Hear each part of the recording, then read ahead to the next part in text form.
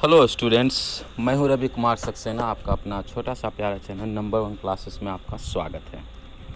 आज हम applied physics 2 जो कि डिप्लोमा एसबीटी बिहार के स्टूडेंट्स के लिए, अर्थात जो बच्चे पॉलिटेक्निक कर रहे हैं बिहार से, उनके लिए अप्लाइड फिजिक्स 2 का एमसीक्यू लेकर आया हूं। काफ़ी बच्चे रिक्वेस्ट किए थे, काफ़ी बच्चों ने कमेंट किए थे। सो आज आपका ख्वाहिश को पूरा करने के लिए मैंने यूनिट नंबर 1 जो कि अप्लाइड फिजिक्स 2 का wave motion and its application है, उसका एमसीक्यू लेकर आया हूं। सो अगर आप मेरे चैनल पर नए हैं तो ज़रूर से ज़रूर मेरे चैनल को सब्सक्राइब कर दीजिएगा, क्योंकि मैं इसी तरह का वीडियो लगातार आपके लिए लाता रहूँगा। तो समय को ना बर्बाद करते हुए हम डायरेक्ट क्वेश्चन नंबर 1 में जाएंगे। सो क्वेश्चन नंबर 1 कहता है, a disturbance in the medium which causes the particle of the medium to undergo vibratory motion about their mean position in equal interval of time is known as। देखिए, ये question जो है आपको direct definition दिया गया है। इसमें क्या कहा गया है कि एक डिस्टर्बेंस जो कि मीडियम में होता है और वो जो है इक्वल इंटरवल पर जो है मीन पोजीशन पर, मतलब कि वो मोशन को प्रोड्यूस करता है, उसको हम क्या कहते हैं। तो जैसा कि हमने आपको वेव के बारे में बतलाया था कि वेव जो है एक डिस्टर्बेंस है जो कि वाइब्रेटरी मोशन को उत्पन्न करता है और एक इक्वल इंटरवल पर होता है। जैसे कि देखिए, ये जो है आपका वेव हो गया। सो ये यहाँ पर जो है डायरेक्ट जो है वेव का डिफिनीशन ही दिया गया है और आपसे पूछा गया है इस नॉन एज, ऑप्शन दिया गया है वेव, एनर्जी, वाइब्रेशन, एम्पलीट्यूड। तो यहाँ पर जो आंसर होगा वो वेव जो है आपका सही आंसर हो जाएगा, जो कि ऑप्शन नंबर ए में है। सो क्वेश्चन नंबर 1 जो है काफ़ी आसान था। जो बच्चे डिफिनीशन जानते हैं वेव का, डायरेक्ट जो है वेव का डिफिनीशन से क्वेश्चन था। सो क्वेश्चन 1 में आपको किसी तरह का प्रॉब्लम नहीं होगा। आई होप आपने अच्छी रीति से समझ गए होंगे। सो अब हम क्वेश्चन में चलते हैं, क्वेश्चन नंबर 2 में। क्वेश्चन नंबर 2 कहता है, how many types of waves are, अर्थात तरंग कितने प्रकार के होते हैं। सो हमने आपको बताया था there are 2 types of wave, that is longitudinal wave and transverse wave. तरंग जो है 2 तरह का होता है, एक होता है अनुदैर्ध्य तरंग और एक होता है अनुप्रस्थ तरंग। सो यहाँ पर आंसर जो है 2 जो है सही हो जाएगा, जो कि ऑप्शन नंबर बी में दिया हुआ था। सो दूसरा क्वेश्चन तक अभी तक किसी को डाउट नहीं होगा। सो अब हम चलते हैं क्वेश्चन नंबर 3 में। क्वेश्चन नंबर 3 कहता है, which of these is not characteristics of wave, अर्थात क्वेश्चन का अगर हिंदी किया जाए तो निम्नलिखित में से कौन सा तरंग का गुण नहीं है। ध्यान से सुनिएगा मेरे प्रिय छात्रों, क्वेश्चन को हिंदी में इस तरह से लिखा जा सकता है, निम्नलिखित में से कौन सा तरंग का गुण नहीं है। सो देखिए, एम्पलीट्यूड तरंग का गुण होता है, फ्रीक्वेंसी तरंग का गुण होता है, वेवलेंथ तरंग का गुण होता है। लेकिन अगर हम बात करें मीडियम का, तो मीडियम जो है तरंग का गुण नहीं है, लेकिन मीडियम को जो है हम तरंग में पाते हैं, लेकिन ये गुण नहीं है। सो यहाँ पर जो है कैरेक्टरिस्टिक्स के बारे में पूछा गया है। सो यहाँ पर आंसर जो है डी जो है, ये जो है वेव का कैरेक्टरिस्टिक्स नहीं है, अर्थात वेव का गुण नहीं है, इसलिए डी नंबर आंसर जो है अर्थात मीडियम, ये सही आंसर हो जाएगा। चलिए क्वेश्चन नंबर 4 में। What is the period of wave with a frequency of 0.5 hertz? यहाँ पर पीरियड पूछा गया है, अर्थात समय काल कह लीजिए, जिसका फ्रीक्वेंसी दिया हुआ है 0.5 हर्ट्ज। फार्मूला क्या होता है? ठीक है, टाइम पीरियड का फार्मूला होता है 1/f, जहाँ पर f क्या है? f जो है फ्रीक्वेंसी है। सो यहाँ पर फ्रीक्वेंसी का वैल्यू दिया है 0.5। सो जब हम इसको 1/0.5 करेंगे, अर्थात 0.5 करेंगे, तो आपका आंसर आ जाएगा 2। क्या आ जाएगा? 2, जो कि ऑप्शन नंबर सी में दिया हुआ है। सो ऑप्शन नंबर सी जो है आपका सही आंसर हो जाएगा 2 सेकेंड, क्योंकि टाइम पीरियड का यूनिट होता है सेकेंड। सो यहाँ पर जो है 2 सेकेंड जो है आंसर सही हो जाएगा क्वेश्चन नंबर 4 के लिए। क्वेश्चन नंबर 4 तक आपको कोई डाउट नहीं होगा, तो हम अगले क्वेश्चन में चलते हैं, जो कि क्वेश्चन नंबर 5 है। Transverse wave can be formed in fluids, true और फॉल्स? देखिए, यहाँ पर पूछा गया है कि ट्रांसवर्स वेव अर्थात अनुप्रस्थ तरंग क्या फ्लूइड में, फ्लूइड का मतलब जैसे कि आप समझते होंगे, जहाँ पर लिक्विड और कोई और वस्तु होता है उसको हम क्या बोलते हैं? फ्लूइड बोलते हैं। क्या फ्लूइड में पाया जाता है ट्रांसवर्स वेव? ट्रू और फॉल्स? तो देखिए, ट्रांसवर्स वेव जो है केवल और केवल, ध्यान रखिएगा मेरे प्रिय छात्रों, सॉलिड में पाया जाता है। ठीक है, ट्रांसवर्स वेव किस में पाया जाता है? सॉलिड में पाया जाता है।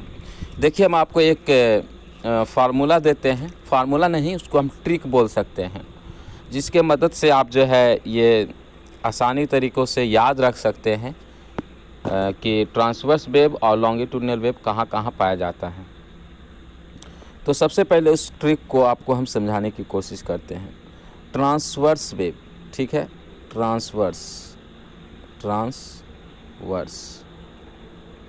सो ट्रांसवर्स को हम क्या करते हैं कि ट्रांसवर्स वेव को समझने के लिए यहाँ पर ट्रांस आ रहा है, तो हम ट्रांसवर्स को ट्रांसजेंडर बना देते हैं। मतलब कि ट्रांसजेंडर का मतलब छक्का लोग को बोलते हैं। ठीक है, सो ट्रांसजेंडर, तो ट्रांसजेंडर जो है कठोर होता है कि सॉफ्ट होता है? जो ट्रांसजेंडर होते हैं वे कठोर होते हैं कि सॉफ्ट होते हैं? तो सब कोई बोलेगा सर कठोर होता है, यानी कि वो आपका जो है सॉलिड होगा। सो जो ट्रांसवर्स वेव होता है हमेशा जो है वो सॉलिड में पाया जाता है। ठीक है, किस में पाया जाता है? सॉलिड में। अब हम आते हैं कि लॉन्गिट्यूडिनल। ठीक है, दोनों को समझ लेते हैं, उसके बाद हम जो है क्वेश्चन नंबर 5 को करेंगे। लॉन्गिट्यूडिनल, ठीक है, लॉन्गिट्यूडिनल को हिंदी में बोलते हैं अनुदैर्घ्य। ठीक है, अनुदैर्घ्य। ठीक है, यहाँ पर धैर्य नहीं दैर्घ्य होगा। ठीक है, तो यहाँ पर हम इसको फिर से लिख देते हैं ताकि आपको कन्फ्यूजन ना हो। लॉन्गिट्यूडिनल को हम लोग बोलते हैं अनुदैर्घ्य। ठीक है, अगर हिंदी में लिखने में गलत हुआ होगा तो माफ़ी चाहते हैं। सो अनुदैर्घ्य अर्थात लॉन्गिट्यूडिनल वेव। अब इसको समझते हैं। जो लॉन्गिट्यूडिनल वेव होता है वो तीनों में पाया जाता है। अब बोलिए कि सर ट्रिक कैसे हम याद करेंगे? सो अनुदैर्घ्य, यहाँ पर एक वर्ड आता है धैर्य। ठीक है, यहाँ हम जो है आपको लिख के दिखाते हैं। अनुदैर्घ्य में जो है वर्ड आता है धैर्य। ठीक है, सो जिसके पास धीरज होता है, ठीक है, जिसके पास धैर्य होता है अर्थात जिसके पास धीरज होता है वो सब कुछ कर सकता है, वो सब कुछ कर सकता है। ठीक है, यानी कि जिसके पास धीरज होता है वो सब कुछ कर सकता है। यहाँ से हम आपको ट्रिक दे रहे हैं कि जो लॉन्गिट्यूडिनल वेव होते हैं अर्थात अनुदैर्घ्य तरंग, वो जो है सॉलिड, लिक्विड और गैस तीनों में पाया जाता है। सो याद करने का तरीका ध्यान से समझिएगा मेरे प्रिय छात्रों, फिर से हम आपको समझा देते हैं। पहला हमने बताया ट्रांसवर्स वेव, ठीक है। ट्रांसवर्स वेव को हम शॉर्टकट में लिख रहे हैं टी, और दूसरा होता है लॉन्गिट्यूडनल वेव, ठीक है। सो ट्रांसवर्स वेव से ट्रांसजेंडर आया। ट्रांसजेंडर जो है केवल हार्ड होता है, इसलिए सॉलिड में पाया जाएगा। लॉन्गिट्यूडनल को हिंदी में बोलते हैं अनुधैर्य, ठीक है। सो अनुधैर्य से जो है धैर्य आया। धैर्य का मतलब धीरज, जो धीरज रखता है वो सब कुछ कर सकता है, अर्थात सॉलिड, लिक्विड और गैस, यहाँ पर गैस होगा, ठीक है। सॉलिड, लिक्विड और गैस सब में जो है पाया जाता है। सो यहाँ पर जो है आपका हो जाएगा तीनों में जो है लॉन्गिट्यूडनल वेव जो है पाया जाएगा, सॉलिड, लिक्विड, गैस में, ठीक है। अब हम क्वेश्चन पे आते हैं। तो क्वेश्चन देखिए, क्वेश्चन नंबर 5 कहता है transverse wave can be form in fluid. तो नहीं, ट्रांसवर्स वेव जो है फ्लूइड में नहीं होता है, ये किस में होता है, ये जो है सॉलिड में होता है, इसलिए जो है गलत हो जाएगा। सो फॉल्स आपका आंसर हो गया। चलिए नेक्स्ट क्वेश्चन में चलते हैं। Question number 6, which of the following waves can be transmitted through solid, liquid and gas. आ गया ना क्वेश्चन, सेम क्वेश्चन जो हमने आपको ट्रिक के द्वारा बताया, वही क्वेश्चन यहाँ पर पूछा गया है। कौन सा वेव अर्थात कौन सा तरंग लिक्विड, गैस और सॉलिड तीनों में पाया जाता है, ठीक है। सो यहाँ पर हमने आपको बताया था वो जो है लॉन्गिट्यूडनल वेव होता है, अर्थात अनुदैर्घ्य तरंग होता है, ठीक है। तो अनुदैर्घ्य तरंग जो है ऑप्शन नंबर डी में है, अर्थात लॉन्गिट्यूडनल वेव जो है ऑप्शन नंबर डी में दिया है, तो ऑप्शन नंबर डी जो है करेक्ट आंसर हो जाएगा। सो इसमें कोई डाउट नहीं है। चलिए अब हम जाते हैं क्वेश्चन नंबर 7 में। क्वेश्चन नंबर 7 कहता है loudness of a note of a sound is. देखिए, जो लॉर्डनेस होता है हमेशा जो है डायरेक्टली प्रोपोर्शनल होता है एम्पलीट्यूड का, ठीक है। यानी कि एम्पलीट्यूड का तो डायरेक्टली प्रोपोर्शनल होता ही है, लेकिन स्क्वायर का होता है, ठीक है। जो हमेशा जो है याद रखिएगा, जो लॉर्डनेस होता है वो डायरेक्टली प्रोपोर्शनल होता है स्क्वायर ऑफ एम्पलीट्यूड। सो यहाँ पर जो ऑप्शन दिया हुआ है स्क्वायर ऑफ एम्पलीट्यूड, आपका ऑप्शन नंबर बी में दिया है, बी फॉर बॉल, ठीक है। यहाँ पर लिखा हुआ है directly proportional to the square of amplitude of wave. So option number B जो है आपका करेक्ट आंसर हो जाएगा। उसके अलावा जो भी यहाँ पर ऑप्शन दिया है सब जो है गलत हो जाएगा, ठीक है। लॉर्डनेस जो है हमेशा जो है डायरेक्टली प्रोपोर्शनल होता है एम्पलीट्यूड स्क्वायर का। तो 7 नंबर क्वेश्चन तक क्लियर हो गया। चलिए अब हम आते हैं क्वेश्चन नंबर 8 तक। सो क्वेश्चन नंबर 8 कहता है energy can be transfer from one place to another place through. देखिए, एनर्जी को ट्रांसफ़र किया जाता है वेव के द्वारा, ठीक है। मान लीजिए मेरे पास जो है ये जो है रस्सी है, मैंने यहाँ पर जो है इस बिंदु पर हमने जो है फोर्स लगाया, तो फोर्स लगाते हैं तो ये रस्सी जो है इस तरह से होता है, इस तरह से होता है, इस तरह से होता है। तो इस पॉइंट से यहाँ तक जो है एनर्जी क्या हो गया, ट्रांसफ़र हो गया, ठीक है। इस पॉइंट से यानी कि इस पॉइंट से मान लीजिए यहाँ ए है, सो ए से जो है बी तक एनर्जी जो है ट्रांसफ़र हो गया। तो इस फेनोमेना को हम कहते हैं वेव। तो यहाँ पर जो ऑप्शन जो है वेव जो है किस में दिया है, तो वेव जो है आपका डी नंबर में दिया है, वेव्स। सो वेव जो है आपका सही आंसर हो जाएगा क्वेश्चन नंबर 8 के लिए। अब हम आते हैं क्वेश्चन नंबर 9। देखिए, in a transverse wave the motion of particle is dash the waves direction of propagation. देखिए, जो ट्रांसवर्स वेव होता है, ध्यान रखिएगा मेरे प्रिय छात्रों, फिर से हम आपको बता रहे हैं, जो ट्रांसवर्स वेव होता है वो परपेंडिकुलर होता है। कैसा होता है, परपेंडिकुलर जो है डायरेक्शन जो है तो है उसका प्रोपोगेशन का। अगर हम बात करें लॉन्गिट्यूडनल वेव का, ठीक है, तो लॉन्गिट्यूडनल वेव जो है हमेशा जो है पैरेलल होता है, ठीक है, पैरेलल होता है। कैसे होता है, पैरेलल होता है। यहाँ पर हम जो है लिख नहीं पा रहे हैं, छोटा सा जगह है, ठीक है, इसलिए याद रखिएगा। फिर से हम आपको समझा दे रहे हैं ताकि आपको डाउट नहीं हो। जो ट्रांसवर्स वेव होता है, ठीक है, जो अनुप्रस्थ तरंग होता है वो जो है हमेशा परपेंडिकुलर होता है। किसका, जो प्रोपोगेशन ऑफ डायरेक्शन होता है अर्थात डायरेक्शन का जो प्रोपोगेशन होता है उसका परपेंडिकुलर होता है, ठीक है। दूसरी तरफ अगर हम बात करें लॉन्गिट्यूडनल वेव का, तो वो जो है parallel to the propagation of wave होता है, ठीक है। ये जो है कैसा होता है, पैरेलल होता है। सो ये दो कंडीशन अगर आप याद रखिएगा तो इससे भी आपको क्वेश्चन पकड़ाने का चांस है। सो क्वेश्चन क्या कहता है, in a transverse wave the motion of particle is dash dash dash the waves direction of propagation. तो अभी हमने बताया कैसा होता है, परपेंडिकुलर होता है। सो आंसर जो है डी में दिया है, परपेंडिकुलर। क्वेश्चन नंबर 10 देखिए, in a longitudinal wave the motion of particle is dash dash dash wave direction of the propagation. अभी हमने बताया इसका आंसर क्या होगा, पैरेलल होगा, ठीक है। सो पैरेलल यहाँ पर दिया हुआ है, parallel to the waves direction of propagation होगा। सो आंसर जो है पैरेलल जो है ए में दिया है, इसलिए ए जो है सही आंसर हो जाएगा। 10 क्वेश्चन हो गया। अब हम आते हैं क्वेश्चन नंबर 11 में। A sound wave is the example of dash dash dash wave. देखिए साउंड वेव जो है हालांकि होता है मैकेनिकल वेव्स। सो यहाँ पर मैकेनिकल वेव का ऑप्शन नहीं दिया है। सो मैकेनिकल अगर नहीं दिया है तो उसके बाद जो है हम सेकेंड ऑप्शन को सर्च करते हैं। जैसे दिया है रेलाइट, इंटरप्टेड, लॉन्गिट्यूडनल, ट्रांसवर्स। देखिए साउंड जो होता है वो लिक्विड, गैस और आपका सॉलिड तीनों में जो है ट्रांसफ़र किया जा सकता है, इसलिए हम इसको लॉन्गिट्यूडनल वेव ही मानेंगे। सो ऑप्शन नंबर जो है सी में लॉन्गिट्यूडनल वेव है। सो ये जो है आपका हो जाएगा लॉन्गिट्यूडनल वेव। और जिस तरह से हमने यहाँ पर आपको बताया था, ठीक है, लॉन्गिट्यूडनल वेव जो है हमेशा पैरेलल होता है। सो साउंड वेव भी जो है हमेशा जो है पैरेलली जो है आपको ट्रांसफ़र होता है, इसलिए साउंड वेव को हम लॉन्गिट्यूडनल वेव मानते हैं, ठीक है। और रेलाई वेव उसको बोलते हैं जो लॉन्गिट्यूडनल और ट्रांसवर्स दोनों होता है, ठीक है, उसको हम बोलते हैं रेले wave.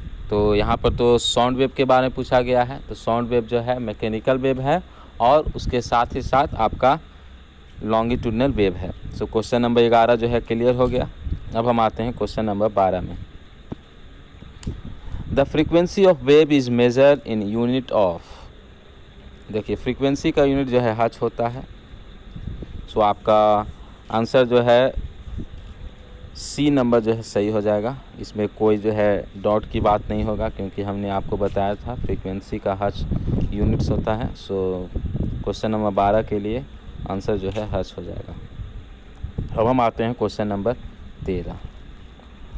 What is added together when two waves super impose.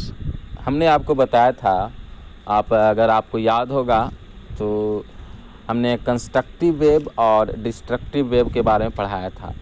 तो कंस्ट्रक्टिव वेव और डिस्ट्रक्टिव वेव जो है आपका सुपर पोजिशन में आता है, सुपर इम्पोज में आता है। जहाँ पर जो है मान लीजिए एक वेव है इस तरह का, ठीक है, एक और वेव है इस तरह का। तो यहाँ पर देखिएगा हमने यहाँ क्वेश्चन जो है पूछ रहा है what is added together when two waves superimpose, ठीक है। सो यहाँ पर जो है ये एम्पलीट्यूड हो गया, ये एम्पलीट्यूड हो गया, ठीक है। तो मान लीजिए ये एम्पलीट्यूड ए हो गया, इसका भी एम्पलीट्यूड ए हो गया, A1 मान लीजिए, A2 मान लीजिए। सो जहाँ पर सुपर इम्पोज होता है, सुपर इम्पोज कहने का मतलब जिस तरह से हमने आपको एग्जांपल भी दिया था जब हम क्वेश्चन को जो है आपको इस टॉपिक को पढ़ा रहे थे। मान लीजिए आप ही जो है अभी आप जो है फर्स्ट ईयर में हैं, तो फर्स्ट ईयर से अगर आप सेकेंड ईयर में चल गए तो आपका जो है सुपर इम्पोज हो गया, मतलब आपका सुपर पोजीशन हो गया। एक पोजीशन से चेंज होकर आप दूसरा पोजीशन में चले गए। सुपर का मतलब अच्छा, ठीक है, और पोजीशन का मतलब आप जानबे करते हैं जगह। तो आप एक मतलब कि जगह से दूसरे जगह पर चले गए जो कि अच्छा जगह है, ठीक है। सो यहाँ पर सुपर इम्पोज किस तरह से होता है, तो यहाँ पर दोनों जो आपका जो एम्पलीट्यूड है वो दोनों को ऐड हो जाता है, ठीक है, तो बड़ा सा बन जाता है, ठीक है। यहाँ पर जगह नहीं है, हम आपको बना के दिखाते हैं, ठीक है। सो ये जो है आपका बड़ा सा एम्पलीट्यूड बन जाएगा, जो कि यहाँ पर जो दोनों होगा A+A1 + A2 हो जाएगा, ठीक है, A1 + A2 हो जाएगा। तो यहाँ पर सुपर इम्पोज हो गया। तो इसमें हम क्या जोड़ रहे हैं, इसमें हम ऐड कर रहे हैं एम्पलीट्यूड को। सो एम्पलीट्यूड जो है किस में आंसर दिया हुआ है, सो आंसर दिया है ए नंबर में एम्पलीट्यूड, सो जो कि आपका सही आंसर हो जाएगा। क्वेश्चन नंबर 14 आते हैं। टोटल जो है हम 15 क्वेश्चन आपके लिए लाए थे। सो क्वेश्चन नंबर 14 को देखिए। What kinds of interference can occur between two identical waves moving in opposite direction. देखिए दो जो है वेव है, मान लीजिए दोनों जो है अपोजिट डायरेक्शन में मूव कर रहा है, ये इस तरह से है और ये इस तरह से है। तो जब दोनों जो है इस तरह से बनेगा, ठीक है, तो दोनों जो है आपस में कैंसिल हो जाएंगे, तो इसको हम डिस्ट्रक्टिव बोलते हैं। ठीक है, कंस्ट्रक्टिव का मतलब दोनों आपस में जुड़ जाते हैं, डिस्ट्रक्टिव का मतलब दोनों आपस में नष्ट हो जाते हैं, अर्थात दोनों आपस में कैंसिल हो जाते हैं। ठीक है, हमने आपको बताया था कंस्ट्रक्टिव होता है और एक डिस्ट्रक्टिव होता है। कंस्ट्रक्टिव में दोनों कोई आपस में जुड़ जाते हैं और डिस्ट्रक्टिव में दोनों कोई आपस में कैंसिल हो जाते हैं। तो यहाँ पर पूछ रहा है कि दोनों का जो है अपोजिट डायरेक्शन है। ठीक है, तो जब अपोजिट डायरेक्शन है तो क्या होगा, डिस्ट्रक्टिव होगा। ठीक है, तो डिस्ट्रक्टिव जो है ऑप्शन नंबर बी में दिया है, तो डिस्ट्रक्टिव इंटरफेरेंस हो जाएगा। अगर दोनों आपस में जुड़ते हैं तो दोनों का डायरेक्शन कैसा होगा, दोनों का डायरेक्शन सेम होगा। अगर दोनों आपस में कैंसिल होते हैं तो दोनों का डायरेक्शन अपोजिट होगा। ठीक है, सो ये क्वेश्चन जो है हम इससे भी लाए हैं, जैसे कि देखिएगा, when two amplitudes of waves get added, तो कब ऐड होता है, जब दोनों का जो है डायरेक्शन जो है सेम होता है। ठीक है, जैसे कि मान लीजिए ये इधर है तो ये भी इधर हो, तब ना दोनों ऐड होगा। तो ऐड होता है तो यहाँ पर इस तरह से हो जाता है। ठीक है, सो इसको हम बोलते हैं कंस्ट्रक्टिव। ठीक है, क्या बोलेंगे, कंस्ट्रक्टिव। सो यहाँ पर ऑप्शन जो है क्या दिया हुआ है, when do the amplitudes of two waves get added, कब ऐड किया जाता है, जब दोनों एम्पलीट्यूड जो है सेम होता है। सो यहाँ पर ऑप्शन जो है आपका दिया हुआ है ऑप्शन नंबर ए में, when their amplitudes are the same, ये जो है आपका करेक्ट आंसर हो जाएगा, यहाँ पर हमने लिखा भी है। ठीक है, सो इस तरह से आज के वीडियो लेक्चर में हमने आपको बताया 15 MCQ। ठीक है, सो अभी यूनिट नंबर 1 का जो है हम पूरा नहीं ख़त्म किए हैं, क्योंकि वाइब्रेशन भी है और एकॉस्टिक है जो कि आपको पढ़ना है। ठीक है, सो एकॉस्टिक के ऊपर भी हम वीडियो लेक्चर लेके आएंगे MCQ, सो पार्ट 2 रहेगा। और हम स्टूडेंट्स से रिक्वेस्ट करना चाहते हैं कि आप ज़्यादा से ज़्यादा शेयर कीजिए ताकि सभी स्टूडेंट्स को इसका लाभ मिल सके। और फिर से मैं निवेदन करना चाहता हूं, अभी तक मेरे चैनल को नहीं सब्सक्राइब किए होंगे तो ज़रूर से ज़रूर सब्सक्राइब कर दीजिए, साथ में बेल आइकन को दबा दीजिए, ताकि जब कभी भी हम वीडियो को बनाएं और अपलोड करें तो सबसे पहले आपके पास नोटिफिकेशन पहुंचे। अगर आपको किसी प्रकार का डाउट है तो आप हमें कमेंट सेक्शन में आप अपना कमेंट को दे सकते हैं। ये वीडियो कैसा रहा, अगर समझ में आया तो भी आप अपना कमेंट को दे सकते हैं, नहीं समझ में आया तो भी आप अपना प्रॉब्लम को बता सकते हैं। सो अगले वीडियो लेक्चर में एक नए टॉपिक के साथ मिलेंगे, तब तक के लिए हम विदा लेते हैं। जय हिंद, वंदे मातरम।